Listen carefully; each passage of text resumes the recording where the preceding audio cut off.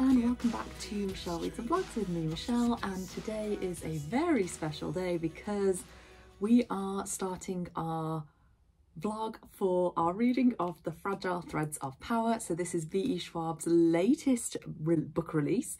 It came out 1 week ago on the 26th of September. Today, as I'm starting this vlog, is Tuesday the 3rd of October, so it's a week later. And you might be thinking, why are you starting a vlog a week after it came out? So the reason is I made 5 pre-orders for this book from 5 different booksellers. So US, I went for Barnes & Noble. I got the pre-order for Crate. In the UK, I've got the pre-orders for Waterstones, Forbidden Planet and Crate. All 3 UK pre-orders I had emails for to say they're all delayed from the printers. So I have no idea what's going on, but it's obviously an issue with all of them. So probably coming from the same printers, I would imagine. Then with the US ones, Crate, I have no idea. I think it might be a slightly later date on that one anyway. I can't fully remember. Barnes & Noble was the first one that shipped. It shipped like on the day or the day after it was released. No, the day before. It was shipped the day before it was released. But Barnes & Noble do not deliver directly to the UK. So it got delivered to my locker, which is in America. I've had other parcels sent there as well. As soon as it got to the locker, I asked the fulfillment company there to then consolidate and send all of my parcels.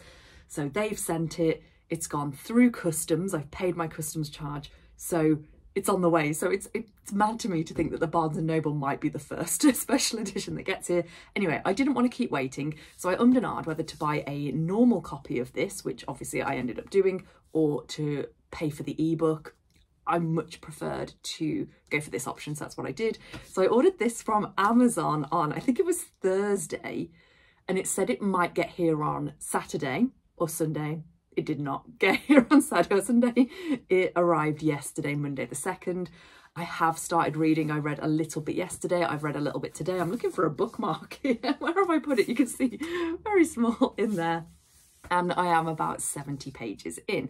So let's go really quickly through what this is about. So we are set in the same world as the original Shades of Magic series. So a tiny bit of background on that world. There are 4 Londons. There is Black London, White London, Red London and Grey London. And depending on which London you're in will depend on what type of magic is there and how much magic is there. So Black London basically had so much magic that it burnt itself out. It destroyed itself. They then closed off the entryways to get into Black London, so you can't go there. White London is full of magic, but lots of greedy people. It's a very kind of depressing place and it's on the way to becoming like Black London. Red London has magic and is very healthy with it. It's where most of the original Shades of Magic series was set. And then Grey London basically has very little to no magic. It's basically our London.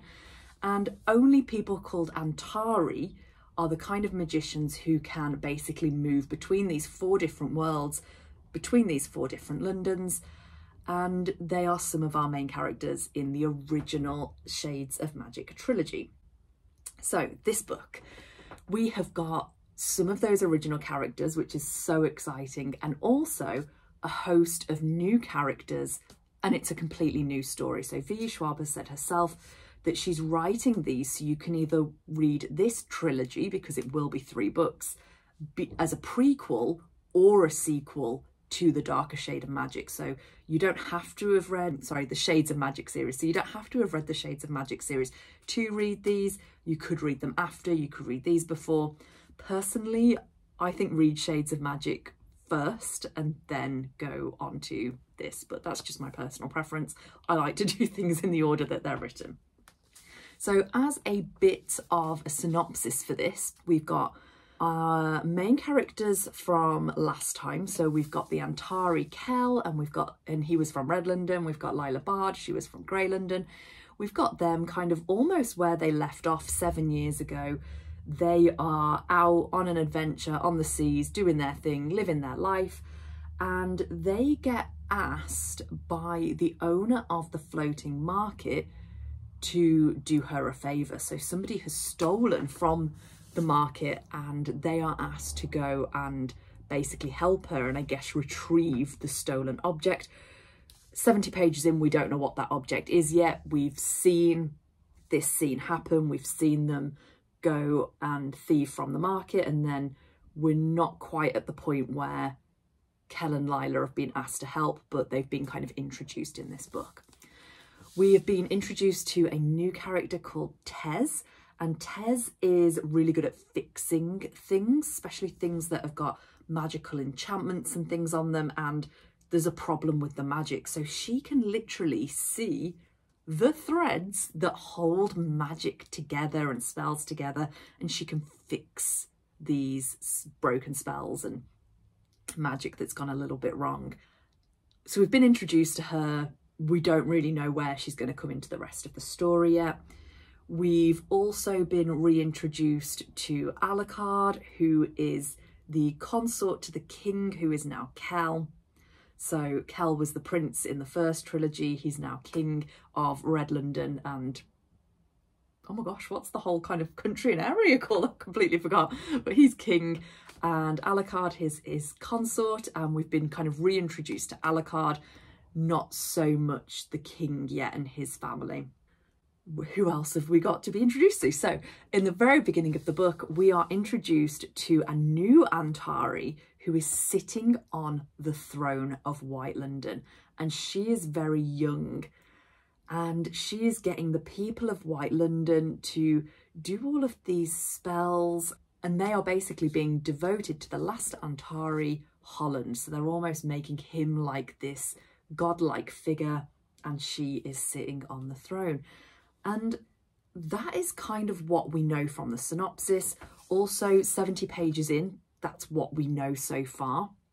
What I would say so far is this is typical V.E. Schwab, very much reintroducing all of the characters and the new characters. We're getting to know them. And also we are starting to get plots. So as I said, we've seen this theft at the floating market, which is in the synopsis, so that's not a spoiler. And we have seen a couple of other things happen, but nothing major yet, just very minor. And this is like a 500-page book, yeah, just over, almost 600.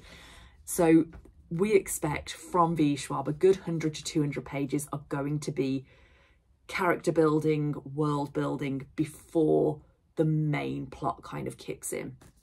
But so far, I am really enjoying this. It's so easy to read. I feel like this is as easy to read as it is to sit and watch TV. Like some books I find quite difficult to read. I have to really pay attention. The words here just float into my brain. It's magical. I am loving it so far, and I cannot wait to read some more of this and to take you along with me. So I completely see that I have been talking for ages, but I don't really care. This is my Fragile Threads of Power vlog. It's going to be as long as it's going to be, and I am going to enjoy talking about this book. I'm going to enjoy reading this book, I know that already. So I'm going to continue with that, and I will let you know how I get on.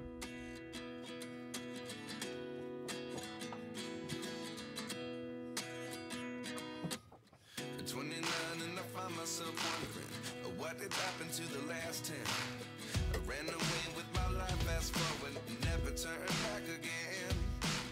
It's kind of funny that the more we pass time, the more we need to set them rewind.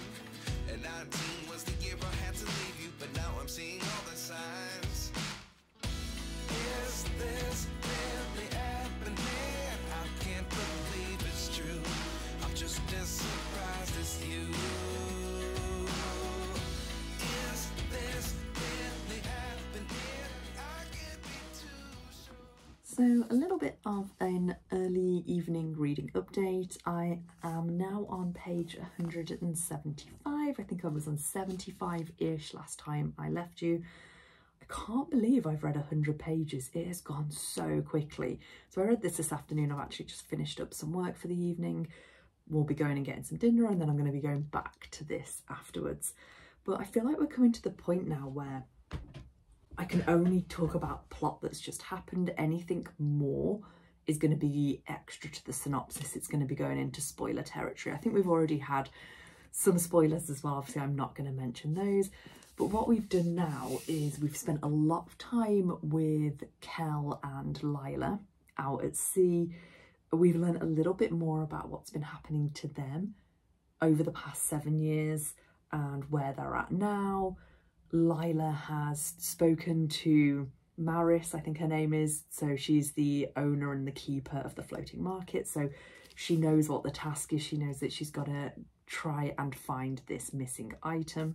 And we've also had some insight into Rye and Alucard's life. So we know from the synopsis that Rye is married to the now queen, Nadia, because Rye is obviously king. They have a 4-year-old child at this point, a daughter, and it's quite nice that she calls Alucard her dad as well as Rye. So Alucard and Rye share a bedroom. The queen has her own part of the palace, I guess you would call it. I wanted to say castle, then the palace. She has her own quarters, her own section. But they're a family together, and that is just the sweetest thing. I really like that. It does make me think maybe in this world that they're not quite open to the idea of gay marriage yet, maybe, which I find quite strange. Anyway, this has happened. Rye is married. The queen is happy with all of this. There's a child. Let's see what else happens. As I said, I'm going to try and read this evening after I've had some dinner. It's just so quick to read this. It just sinks into my brain. It just seeps in. And I'm really enjoying it. Really enjoying it. So I will continue and I will update you as I've read a little bit more.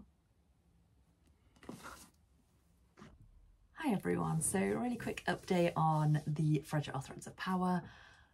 So I'm now about 250 pages in, I think, so we're almost at the halfway point.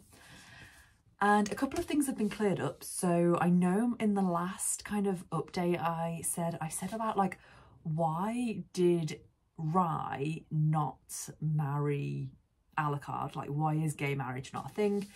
And it was kind of cleared up because it was pointed out that they couldn't marry because Rye needed to marry to sire an heir. So he needed to have a child of his bloodline to basically take the throne, obviously one day in the future. So that's why he needed to marry and have a queen.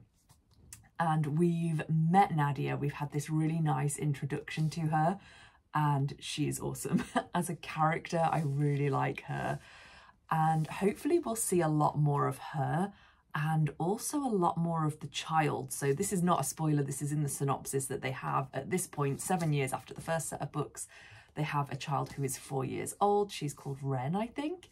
And at the moment she's like really cute and really curious. And I'm thinking, where's this gonna go? Like, I'm already like pondering what's gonna happen in the storyline with these people. And I'm like, is she gonna become like the next female badass character? A bit like a second Lila Bard. Like, we've seen them interact with each other at this point, and it was really good. I really liked it.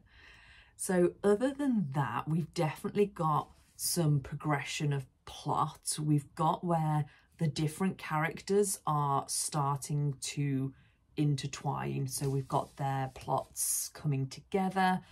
One thing we've not seen yet is we've not gone back to White London. So we know that there is this child Antari, I say child, she's like a teenager at this point, I think, sitting on the throne in White London.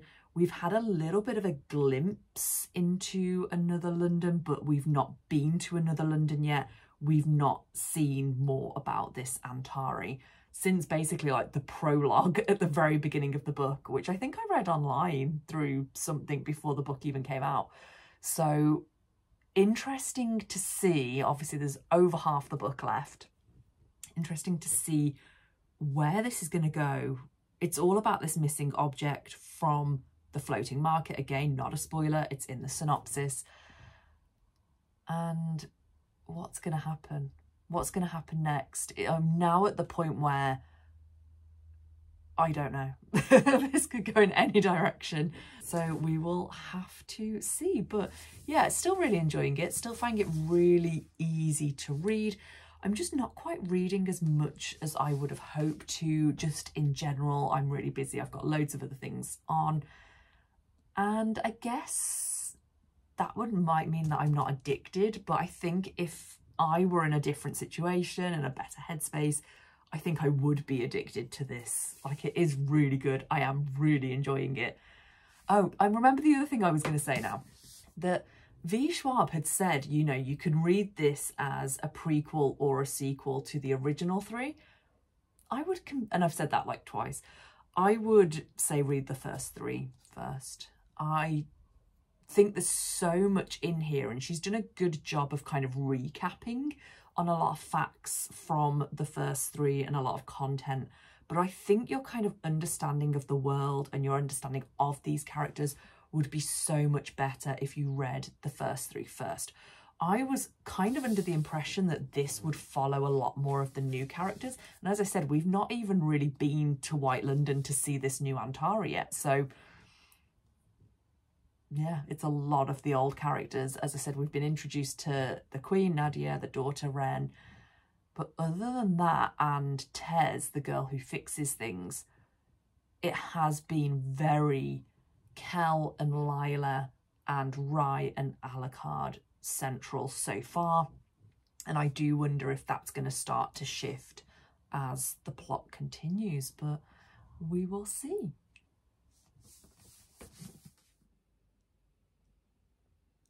I just filmed that update clip upstairs, and I come downstairs, I made a cup of tea, I got myself comfy, turned the page, and it says White London. Like, I knew it was coming. I knew that, you know, 250 pages in the book and we hadn't really been there yet. Like, it was time. I'm very excited. Hi everyone, this is probably going to be my last update before I finish the book. So I stayed up reading last night to the point where I think I've got like 100 pages left, but I think it was just over 100 because I stopped at like a good point to stop. Yeah, so it's about 130, 140 pages-ish left. And updates that I can talk about, we've kind of left the original cast of characters. We do keep going back to them, but we have spent far more time with Kosika, who is the child Antari Queen of White London. So she was a child queen. She got put basically on the throne at like 7 years old, and she's now 14 because it's 7 years later. I think she might have turned 15 in the book. So she is a child queen. We're looking at these strange rituals she does and why she does them. We have seen a lot more of Tez's backstory, so the character who can pull at the threads and change spell work and fix things, and yeah, it's really good. I'm really into it. I would say there's a couple of things so far that I have there's a couple of things so far that I have predicted. So like, for example, we don't actually know who the baddie is for a while. They're a bit like, they wear a mask, they're faceless, and yeah, I kind of guessed that. I'm trying to think what else I can talk about. Oh yeah, Nadia I wanted to talk about. So when we first kind of meet her and we're introduced to her, I don't know if V. Schwab's done this on purpose, but we are kind of like made to like her. And then there's points now where I feel like we've been made to dislike her. And I'm not really sure how I feel, because I'm like, is that a red herring, or is she actually not a very nice person? So we will find out, I guess, in the next 140 pages. I kind of don't want it to end, because if you don't know, V. Schwab hasn't even written the next one yet. I say hasn't even, like, writing a book is an easy thing. She's been working on a different standalone novel. which she's almost finished, I think. I think she's coming to the point where it's rounding up, but she is still working on the standalone. So that means she hasn't worked on the second one of these yet, the second in the trilogy. Knowing her, I say knowing her, I follow her on Instagram, anyone can follow her, I'm not friends with V. Schwab, but she does like to plan a lot of the outline of the story to a point where so much is planned that she can then write it completely out of order if she wants to. She can write individual chapters and go back and write other chapters. And so I'd guess that she would know what's going to happen in books 2 and 3, but they're not physically written. So we're going to have to wait a long time. I would guess at least 2 years for the second one of these. So in a way I'm like, oh, I need to finish it. I want to finish it. I want to know what happens. In another way I'm like, don't end. Don't end. Keep going. And I think that's like the true enjoyment of a book, is when you literally get near the end and you don't want it to end. Usually my thing is I get near the end of a book and I can't stop reading, and I read faster because I want to find out what happens. I want it to be resolved. And this is kind of the opposite. I don't want it to end. So it's my day off. I'm going to sit here wrapped in my As Travers blanket and potentially finish The Fragile Threads of Power.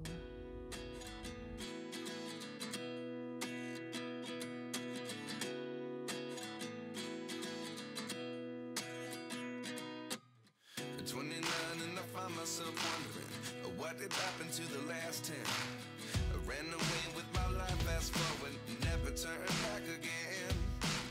It's kind of funny that the more we pass time, the more we need to set them rewind.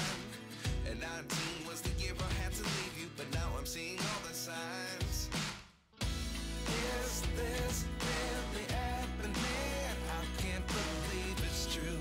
I'm just as surprised as you. Is this really happening? I can't be too sure, but one day I'll be yours again.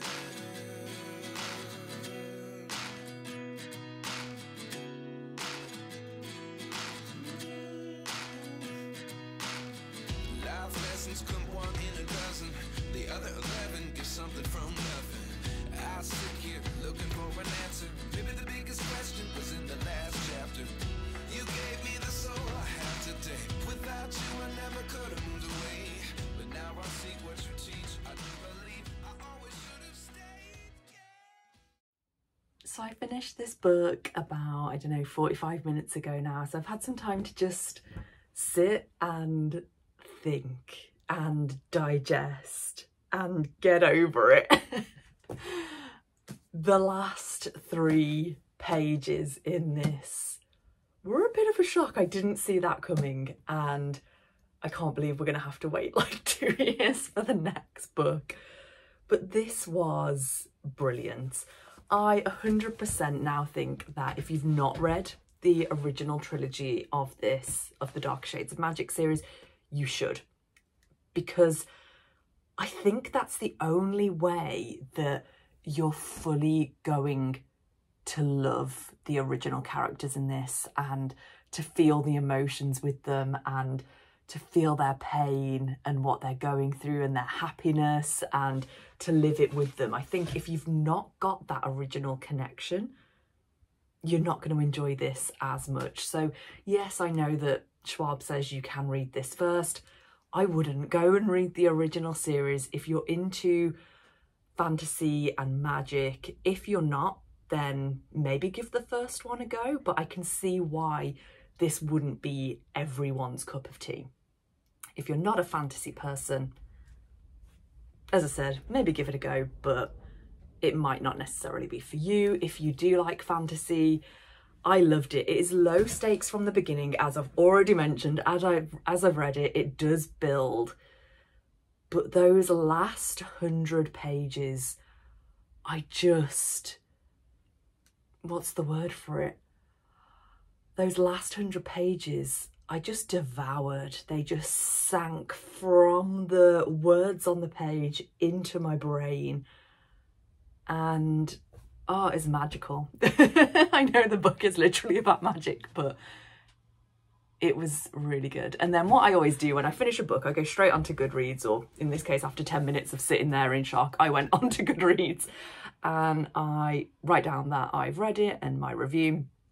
And what I always do is have a look at some of the other reviews. And it is at the moment sitting quite high, which makes sense when you get a new release, because everyone who is a fan of that author is going to have gone out there. They're all going to have rated it like 4 or 5 stars. So it does start quite high and then it's going to maybe go down a little bit. But it's sitting at about 4.5, just under average rating. Somebody's 5-star rating, they started saying that it was like wearing your favourite winter jumper and coming home. And I liked that, you know, it's like that comfort of these characters that we love and returning to them and this world. Like it was good. I also saw somebody's 1-star review where it didn't even sound like they'd read the book. They literally looked at the idea, looked at the cover and went, that sounds stupid. I think that's literally what the review said. Like, don't do that. If you've not read a book, why are you trying to review it? Like, I appreciate the 2-star reviews, that there were quite a few that DNF'd it after they were saying like 200, 300 pages. It just wasn't going anywhere for them. So they DNF'd. And I completely get that. And I get that from reading the book and Schwab's books in general, because they are not high stakes from the beginning. You have to go through the book to get to the good stuff at the end. Although it's good anyway in the beginning. We're just getting to know our characters. She's building this world. And I think in the long run that does pay off. So anyway, I loved this. Gave it 5 stars. And I'm now going to spend 2 years waiting for the next one. Yeah. I don't really know what else to say other than it was brilliant. I did guess some things. I didn't guess everything. And I really enjoyed it. I had a good time. And let's be honest, when you read, that's kind of the main thing. So thank you all very much for watching and coming on this journey with me. It obviously was a non-spoiler review. If anyone does want to chat about this and make it a bit of a spoiler review, please get in touch, let's chat. And I will see you in the next one in 2 years' time. Obviously, if you like bookish content in general, think about hitting that like button and subscribing if you want to see more from me. And I hope you're all okay, whatever you're doing, wherever you are in this world. Have a good rest of your day, and I will see you in the next one. Bye.